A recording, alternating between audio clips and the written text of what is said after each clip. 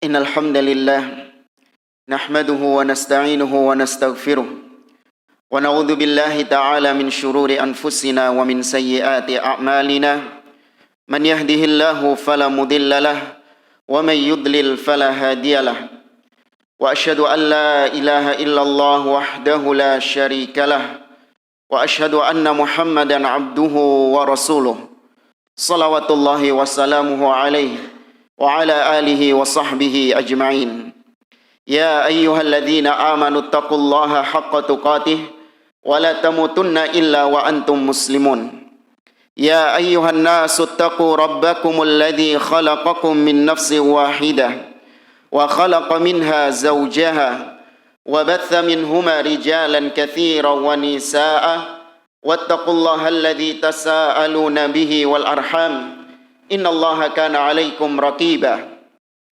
يا أيها الذين آمنوا اتقوا الله وقولوا قولا سديدا يصلح لكم أعمالكم ويغفر لكم ذنوبكم ومن يطع الله ورسوله فقد فاز فوزا عظيما أما بعد فإن أصدق الحديث كتاب الله وخير الهدي هدي محمد صلى الله عليه وسلم وشر الأمور محدثاتها وكل محدثة بدعة وكل بدعة ضلالة وكل ضلالة في النار معاشر المسلمين إخواني في الله رحمني ورحمكم الله أوصيكم ونفسي بتقوى الله فقد فاز المتقون.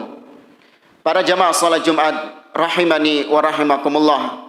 Saya mengajak kepada diri saya pribadi dan kepada para jamaah sekalian untuk meningkatkan kualitas iman dan takwa kita kepada Allah Azza wa Jalla. Takwa sebagaimana kata para ulama maknanya adalah anta'mala bi ta'atillah ala nurin minallah tarju thawaballah, yaitu dengan engkau melaksanakan ketaatan-ketaatan kepada Allah.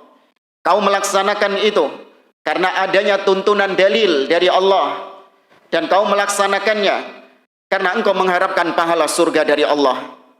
Takwa juga artinya wa antatruka ma'siyatallah ala nurin minallah takhafu iqaballah, yaitu dengan Anda meninggalkan segala macam kemaksiatan kepada Allah. Anda tinggalkan itu karena adanya larangan dari Allah, dan Anda meninggalkannya karena Anda takut akan siksa Allah Azza wa Jalla. Ma'asyiral muslimin rahimani wa rahimakumullah.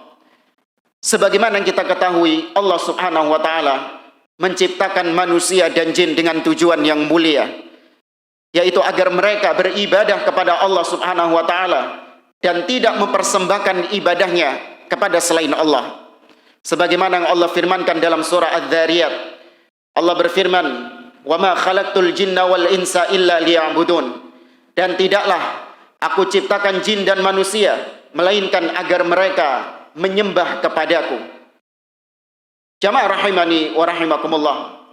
Begitu agungnya persembahan ibadah kepada Allah Subhanahu wa taala, begitu agungnya tauhid. Banyak di antara ayat-ayat Al-Qur'an ataupun hadis Nabi sallallahu alaihi wasallam yang menjelaskan tentang keutamaan tauhid, tentang keistimewaan tauhid, orang-orang yang berpegang dengan tauhid. Dan demikian pula kebalikan daripada tauhid Allah Azza wa Jalla. Begitu pula Nabi SAW telah banyak memperingatkan di dalam ayat-ayat ataupun di dalam hadis Nabi SAW tentang bahaya lawan daripada tauhid, yaitu syirik kepada Allah Subhanahu wa taala. Kalau kita mengambil apa yang dikatakan oleh Al-Imam Muhammad bin Abdul Wahhab rahimahullah taala dalam Kitabut Tauhid, beliau menyebutkan beberapa keistimewaan tauhid. Di antaranya yang pertama, bahwasanya tauhid adalah jalan seseorang untuk menuju surga Allah Subhanahu wa taala. Dengan tauhid, Allah menjamin bahwa orang yang bertauhid dengan benar akan dipastikan masuk surga Allah Subhanahu wa taala. Nabi SAW bersabda dalam hadis yang diriwayatkan oleh Imam Bukhari dan Muslim dari sahabat Ubadah ibnu Samit, kata Nabi SAW, "Man syahida an la ilaha illallah wahdah la syarikalah wa anna Muhammadan abduhu wa rasuluh wa anna Isa ibn Maryam abdullahi wa rasuluh wa kalimatuhu alqaha ila Maryam wa ruhun min wal jannatu haq wan naru haq adkhalahu Allahul jannah ala ma kana minal amal. Kata Nabi SAW, barang siapa yang bersaksi bahwa tidak ada yang berhak disembah dengan benar kecuali Allah Subhanahu wa taala yang tiada sekutu baginya, dan dia bersaksi bahwa Muhammad SAW adalah hamba dan utusannya. Dia juga bersaksi, dia juga meyakini bahwa Isa bin Maryam adalah hamba dan utusannya, dan kalimat Allah yang diletakkan kepada Maryam dan ruhnya dari Allah Subhanahu wa taala. Kemudian dia meyakini surga itu hak, neraka itu hak.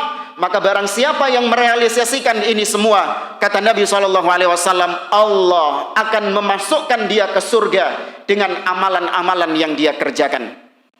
Kemudian di antara keistimewaan orang yang berpegang dengan tauhid, bahwa orang yang berpegang dengan tauhid, dosanya akan diampuni oleh Allah Subhanahu wa taala. Sebagaimana firman Allah Azza wa Jalla dalam sebuah hadis qudsi, kata Allah Subhanahu wa taala, ya bani Adam, law ataitani bi qurabid dunya khataya thumma laqitani la tusyriku bi syai'a la ataituka bi qurabiha maghfirah.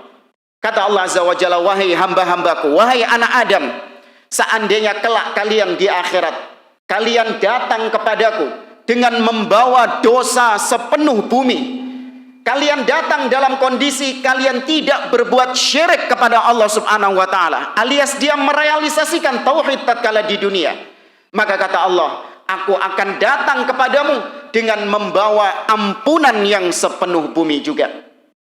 Kemudian di antara keistimewaan tauhid, bahwa kalimat tauhid la ilaha illallah adalah amalan yang memberatkan timbangan seseorang di hari kiamat kelak.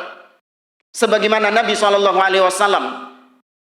dalam riwayat Ibnu Hibban dari sahabat Abu Sa'id Al-Khudri, Nabi SAW bersabda tentang dialog antara Allah Azza wa Jalla dengan Musa alaihi salam. Allah atau Nabi Musa alaihi salam mengatakan kepada Allah, ya Rabbi, alimni syai'an azkuruka wa da'uka bih. Wahai Rabbku, ajarkan kepadaku sesuatu yang dengannya aku gunakan untuk berzikir, yang dengannya aku gunakan untuk berdoa kepadamu. Maka kata Allah Subhanahu wa taala, qul ya Musa la ilaha illallah. Katakan wahai Musa, tidak ada yang berhak disembah dengan benar kecuali Allah Subhanahu wa taala. Kemudian kata Musa alaihi salam, ya Rabbi, kullu ibadika yaquluna hadza. Wahai Rabbku, semua hambamu mengucapkan la ilaha illallah. Maka kemudian Allah Azza wa Jalla mengatakan kepada Musa, lau anna samawati sab' wa amirahunna ghairi wal aradina sab' fi kiffatin wa la ilaha illallah fi kiffatin malat bihinna la ilaha illallah. Kata Allah Azza wa Jalla, wahai Musa, seandainya langit yang 7 lapis beserta malaikat-malaikat yang ada di dalamnya ditambah dengan bumi yang 7 lapis diletakkan di satu daun timbangan, dan kalimat la ilaha illallah diletakkan di daun timbangan yang satunya, maka lebih berat kalimat la ilaha illallah, menunjukkan betapa agungnya kalimat tersebut.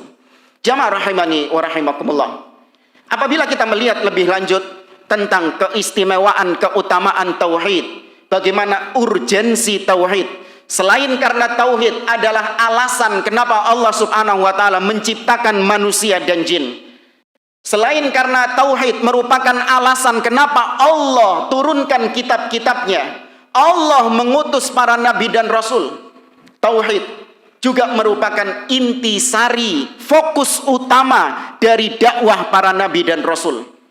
Sejak Nabi Adam, sejak Nabi Nuh alaihi salam sampai Nabi kita Muhammad sallallahu alaihi wasallam, fokus dakwah mereka adalah kalimat la ilaha illallah, mengajak kaumnya untuk beribadah hanya kepada Allah Subhanahu wa taala, dan mengajak kaumnya, memperingatkan kaumnya agar jangan mereka mempersembahkan ibadah sedikit pun kepada selain Allah Azza wa Jalla. Allah menyebutkan beberapa kisah-kisah para nabi dan rasul di dalam Al-Quran. Uniknya, kita tahu bahwa para nabi dan rasul mereka memiliki problematika yang berbeda-beda dengan kaumnya. Seperti misalnya Nabi Syuaib alaihissalam. Problemnya, Nabi Syuaib alaihissalam mendapati kaumnya punya masalah dalam ekonomi, di mana kaumnya gemar mencuri timbangan, gemar mengurangi timbangan, punya masalah dalam perekonomian. Atau misalnya Nabi Hud, yang kaumnya yang diutus kepada kaum Ad, atau Nabi Soleh yang diutus kepada kaum Tsamud. Mereka punya problematika kepada kaumnya, masalah sosial, masalah akhlak, di mana kaum Ad dan kaum Tsamud, mereka merasa bahwa merekalah kaum yang terkuat di atas muka bumi ini. Merekalah kaum yang terbaik di atas muka bumi ini, sombong. Atau Nabi Lut alaihissalam, yang problematikanya kepada kaumnya adalah masalah rumah tangga, di mana kaumnya lebih condong menyukai sesama jenis daripada lawan jenis. Namun berbagai macam problematika nabi-nabi yang diutus oleh Allah Subhanahu wa taala kepada kaumnya, namun ternyata warna dakwah para nabi dan rasul tetap satu, mengajak kaumnya untuk kembali beribadah hanya kepada Allah Subhanahu wa taala dan meninggalkan semua sesembahan-sesembahan selain Allah. Allah menyebutkan misalnya dalam surah Al-A'raf, Allah mengatakan, laqad arsalna nuhan ila qaumihi faqala ya qaumi ibudullah ma lakum min ilahin ghairuh. Sungguh kami telah mengutus Nuh kepada kaumnya. Apa kata Nabi Nuh? Wahai kaumku, sembahlah Allah. Kalian sama sekali tidak memiliki sesembahan lain selain Dia. Kemudian Allah sebutkan tentang kisah Nabi Hud. Perhatikan, dengan ucapan yang sama Nabi Hud mengatakan kepada kaumnya, wa ila adin akhahum hudan qala ya qaumi ibudullah ma lakum min ilahin ghairuh. Wahai kaumku, sembahlah Allah. Kalian tidak memiliki sesembahan lain selain Allah. Wa ila Tsamud akhahum salihan qala ya qaumi ibudullah ma lakum min ilahin ghairuh. Wa ila Madyan akhahum Syuaiban qala ya qaumi ibudullah ma lakum min ilahin ghairuh. Semua nabi dan rasul, berbagai macam problematika mereka tetap tidak merubah fokus dakwah mereka, tetap kepada kalimat la ilaha illallah.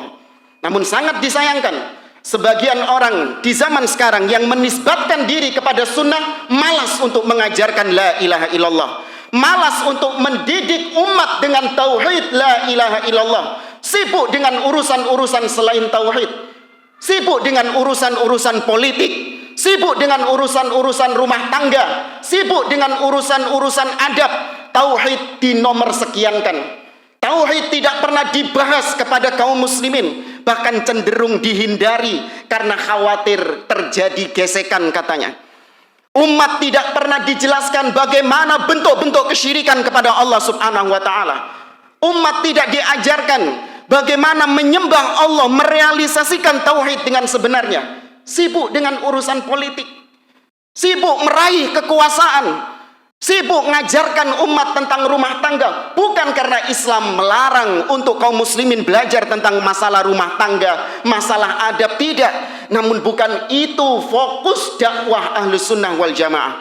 Bukan itu intisari dari dakwah para nabi dan rasul. Jamaah rahimani wa rahimakumullah.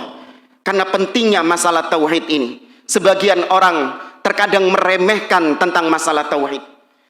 Bahkan katanya orang-orang yang sudah ngaji tauhid belenger tentang masalah tauhid. Ketika diajak untuk ngaji, belajar tentang tauhid, mereka merasa malas, merasa bosan. Sebagian mengatakan kami sudah bertauhid, nggak perlu kau mengajarkan kepada kami berulang-ulang masalah tauhid. Padahal jamaah dimuliakan oleh Allah, kalaupun kita sudah merasa bertauhid, maka kita mungkin bertanya, dan kita bertanya-tanya, tauhid siapa yang lebih beres? Tauhid siapa yang lebih baik? Kita atau para sahabat Nabi SAW? Sedangkan para sahabat Nabi SAW, mereka tetap digembleng oleh Nabi SAW tentang masalah tauhid. Bahkan 5 hari sebelum Rasulullah SAW wafat, dalam kondisi sakitnya, Nabi SAW sempat-sempatnya menggembleng para sahabat dengan tauhid. Padahal kita tahu 5 hari sebelum Nabi wafat, para sahabat notabene sudah kenyang dengan tauhid, sudah kenyang dengan dakwah tauhid yang selama ini diajarkan oleh Nabi SAW. Namun 5 hari sebelum Nabi wafat, Nabi mengatakan kepada para sahabatnya, ala innaman kana qablakum ittakhadhu qubura anbiya'ihim wa salihihim masajid, ala fala tattakhidul qubura masajid fa inni anhaakum an dzalik.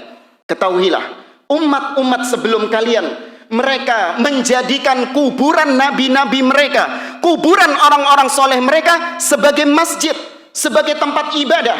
Maka ketahuilah, jangan kalian menjadikan kuburan sebagai masjid, karena aku melarang kalian dari perbuatan tersebut. Ini diucapkan oleh Nabi SAW kepada para sahabat yang sudah kenyang dan sudah matang tauhidnya. Namun tidak ada ucapan para sahabat sebagaimana ucapan sebagian orang, kita sudah bertauhid, nggak perlu mengulang-ulang tentang masalah tauhid. Kemudian jamaah dimuliakan oleh Allah Subhanahu wa taala, kalau kita merasa sudah bertauhid sehingga nggak perlu diingatkan tentang masalah tauhid, kita bertanya, tauhid siapa yang lebih baik? Kita ataukah Nabi SAW? Sedangkan Nabi SAW Sayyidu waladi Adam, Sayyidul mursalin, makhluk Allah yang paling mulia di atas muka bumi ini, bahkan di alam semesta, tetap diperingatkan oleh Allah, diperintahkan oleh Allah untuk belajar tentang masalah tauhid. Allah Azza wa Jalla mengatakan, fa'lam annahu la ilaha illallah wastaghfir li dzambik. Fa'lam, berilmulah wahai Muhammad, belajarlah wahai Muhammad tentang apa? Annahu la ilaha illallah, tidak ada yang berhak disembah dengan benar kecuali Allah Subhanahu wa taala. Aqulu qouli hadza wa astaghfirullah li wa lakum wa lisairil muslimina min kulli dzamb fastaghfiruhu innahu huwal ghafurur rahim.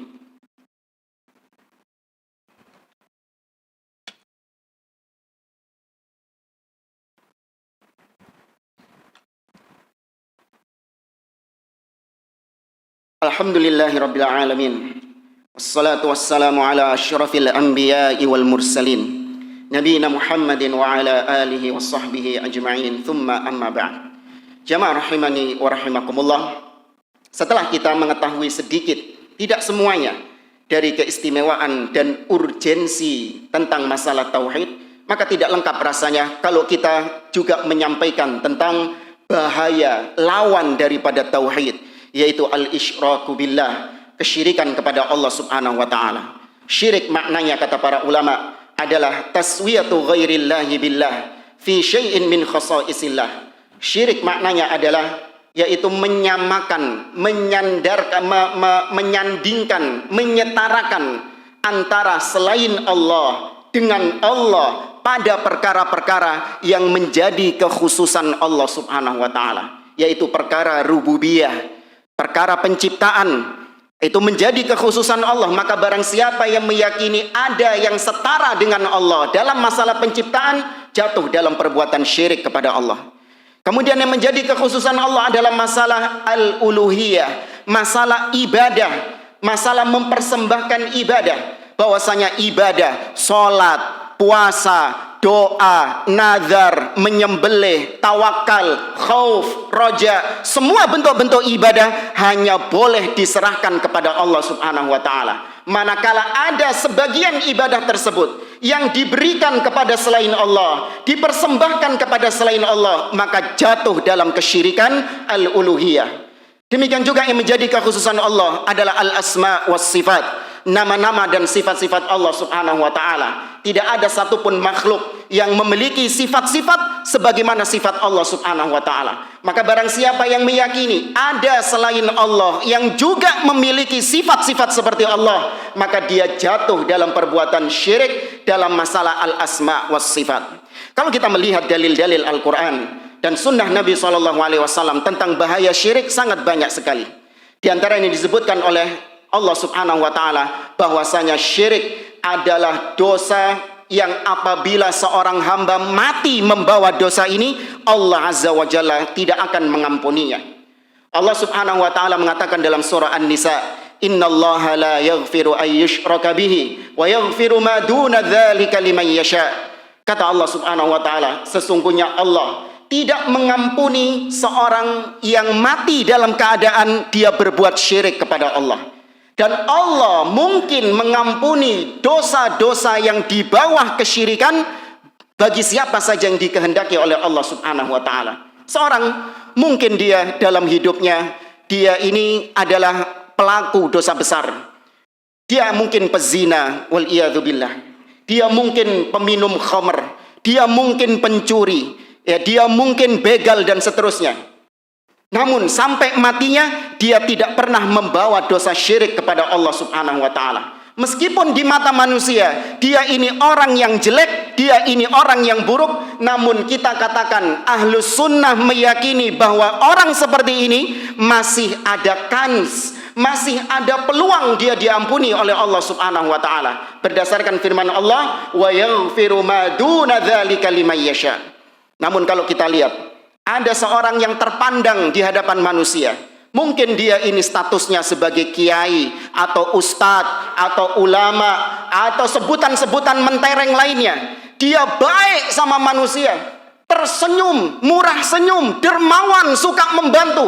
Namun dia hidupnya penuh dengan kesyirikan kepada Allah Subhanahu wa taala. Gemar ngalap-ngalap berkah ke kuburan, minta-minta kepada kuburan-kuburan keramat dan praktek-praktek kesyirikan lainnya. Maka mati dalam keadaan syirik kepada Allah tidak akan mungkin diampuni oleh Allah, dan tempatnya pasti di neraka. Innalladzina kafaru min ahlil kitabi wal musyrikina fi nari jahannam khalidina fiha ulaika hum syarrul bariyah. Kekal di neraka selama-lamanya, tidak diampuni oleh Allah Subhanahu wa taala.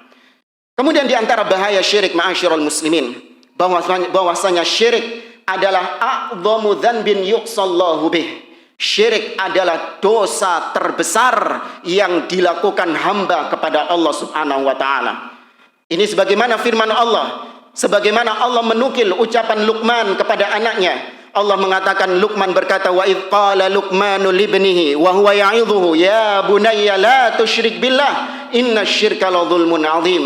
Wahai anakku, kata Luqman, jangan sekali-kali kau berbuat syirik kepada Allah, karena syirik adalah kezaliman yang besar.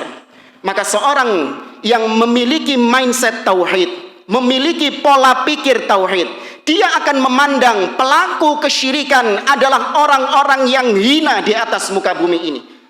Pelaku kesyirikan lebih buruk daripada pezina, lebih buruk daripada pencuri, lebih buruk daripada koruptor. Sebagian orang mungkin mindsetnya agak dibenarkan sedikit, keliru mindsetnya. Ketika dia melihat pelaku LGBT katakanlah, pezina, atau pemabuk, atau pencuri, dan pelaku-pelaku dosa yang lainnya, dia menganggap itu orang paling buruk di atas muka bumi ini. Tidak ada yang lebih buruk daripada dia. Nah, dia adalah orang yang buruk dengan dosa-dosa yang dia kerjakan. Namun ketika melihat pelaku kesyirikan, apalagi pelaku kesyirikan yang dibungkus dengan kedok-kedok agama, berjubah, bergelar ustadz, bergelar kiai, tidak ada pandangan buruk sebagaimana pelaku kriminal. Bahkan dicium tangannya, dimintai berkah, dimintai barokah, karena ini wali katanya dari wali-wali Allah Subhanahu wa taala. Padahal pelaku kesyirikan lebih hina daripada pezina, lebih menjijikkan daripada pezina, harus dihinakan, harus lebih benci pelaku kesyirikan daripada pelaku perzinahan. Ini mindset orang yang bertauhid kepada Allah Subhanahu wa taala. Sebagaimana kita melihat pelaku zina LGBT menjijikkan, naam, itu menjijikkan. Tapi jangan lupa pelaku syirik lebih menjijikkan meskipun manusia memandang dia manusia yang mulia, ma'asyiral muslimin. Maka jamaah yang dimuliakan oleh Allah Subhanahu wa taala, kesyirikan, jangan sampai kita merasa aman dari perbuatan syirik. Nabi Ibrahim berlindung kepada Allah, wajnubni wa baniya an na'budal asnam. Demikian juga Nabi kita Muhammad SAW. Mereka, Nabi dan Rasul, berlindung kepada Allah jangan sampai berbuat syirik. Bahkan Allah mengancam Nabi SAW agar tidak berbuat syirik. Allah mengatakan, la in asyrakta la yahbatanna amaluk wa la takunanna minal khasirin. Wahai Muhammad, andai kata kau berbuat syirik, maka hilanglah, hanguslah semua amalan-amalan yang kau kerjakan dan kau menjadi golongan orang-orang yang merugi. Kalau Nabi diperingatkan tentang bahaya syirik, padahal Nabi adalah manusia yang paling mulia, yang tidak mungkin berbuat syirik. Namun karena besarnya perkara kesyirikan ini, sampai-sampai sekelas Nabi nggak tanggung-tanggung, Allah tetap memperingatkannya. Maka bagaimana lagi dengan kita? Maka jamaah, jangan merasa aman. Jangan merasa kita sudah belajar tauhid, kita sudah ngaji, kita sudah belajar kitab ini, kemudian kita merasa aman dari perbuatan syirik kepada Allah Subhanahu wa taala. Tidak. Tetap minta perlindungan kepada Allah. Tetap kita terus belajar tauhid. Dengungkan tauhid kepada keluarga kita, kepada tetangga-tetangga kita, kepada kerabat-kerabat kita. Didik mereka dengan tauhid. Karena dengan itulah seorang mendapatkan ridha Allah Subhanahu wa taala. Dengan itulah seorang masuk surga Allah Subhanahu wa taala. Innallaha wa malaikatahu yusholluna 'alan nabi. Ya ayyuhalladzina amanu shallu 'alaihi wa sallimu taslima. Allahumma salli ala Muhammad wa ala ali Muhammad kama sallaita ala Ibrahim wa ala ali Ibrahim wa barik ala Muhammad wa ala ali Muhammad kama barakta ala Ibrahim wa ala ali Ibrahim innaka Hamidum Majid. Allahumma ighfir lil mu'minina wal mu'minat wal muslimina wal muslimat al ahya'i minhum wal amwat innaka samiun qaribun mujibud da'awat. Allahumma anta rabbuna la ilaha illa anta khalaqtana wa nahnu ibaduk wa nahnu ala ahdika wa wa'dika mastata'na na'udzu bika min syarri ma sana'na nabu'u laka bi ni'matika 'alaina wa nabu'u laka bi dhunubina faghfir lana fa innahu la yaghfiru dhunuba illa an. Allahumma arinal haqqa haqqan warzuqna ittiba'ah wa arinal batila batila warzuqna ijtinabah. Allahumma inna nas'aluka husnal khatimah wa na'udzu bika min su'il khatimah. Allahumma ja'al akhira kalamina minad dunya la ilaha illallah. Allahumma ja'al akhira kalamina minad dunya la ilaha illallah. Allahumma tsabbitna bil qawli tsabit fil hayatid dunya wa fil akhirah. Rabbana ighfir lana wa liwalidina warhamhum kama rabbawna shighara. Rabbana hab lana min azwajina wa dhurriyyatina qurrata a'yun waj'alna lil muttaqina imama. Rabbana la tuzigh qulubana ba'da idh hadaitana wa hab lana min ladunka rahmah innaka antal wahhab. Rabbana taqabbal minna innaka antas samiul alim wa tub alaina innaka antat tawwabur rahim. Rabbana atina fid dunya hasanah wa fil akhirati hasanah wa qina adzaban nar. Wa sallallahu ala nabiyyina Muhammad wa ala alihi wa sahbihi ajma'in. Wa akhiru da'wana anil hamdulillahi rabbil alamin. Wa qumu li salatikum yarhamukumullah.